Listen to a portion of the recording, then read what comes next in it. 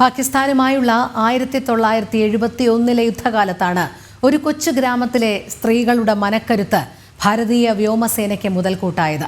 യുദ്ധത്തിനിടെ പാക് ആക്രമണത്തിൽ സാരമായ കേടുപാടുകൾ നേരിട്ട് ഭുജിലെ എയർ സ്ട്രിപ്പ് പുനർനിർമ്മിക്കാൻ മരണത്തെ മുഖാമുഖം കണ്ട് മുന്നിട്ടിറങ്ങിയത് 300ഓളം സ്ത്രീകളായിരുന്നു.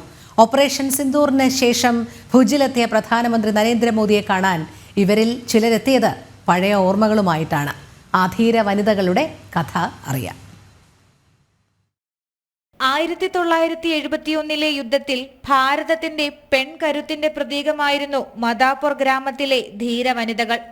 ഡിസംബർ 8-നാണ് സൈനിക നീക്കം പ്രതിസന്ധിയിലാക്കിയ ആ സംഭവമുണ്ടായത്. ഭുജിലെ വ്യോമതാവളം ലക്ഷ്യമിട്ട പാകിസ്ഥാൻ എയർ സ്ട്രിപ്പ് ലക്ഷ്യമാക്കി നിരന്തരം ആക്രമണം നടത്തി.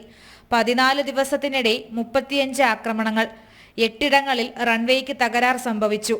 ഭാരതത്തിന്റെ സേനാ മുന്നേറ്റം തടയുകയായിരുന്നു പാകിസ്ഥാന്റെ ഉദ്ദേശം.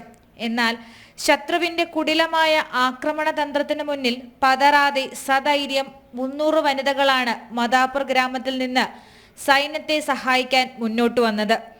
കാതടപ്പിക്കുന്ന സ്ഫോടന ശബ്ദങ്ങൾക്കിടയിലും മരണത്തെ മുഖാമുഖം കണ്ടും വെറും 72 മണിക്കൂർ കൊണ്ട് എയർ സ്ട്രിപ്പ് ഇവരുടെ സഹായത്തോടെ പുനർനിർമ്മിച്ചു.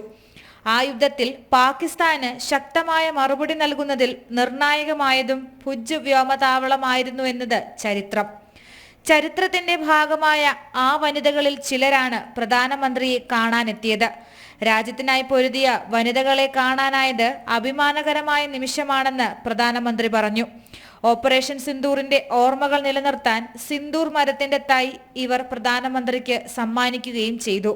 പ്രധാനമന്ത്രിയുടെ വസതിയിൽ പ്രൗഢിയോടെ സിന്ദൂർ മരം വളരും.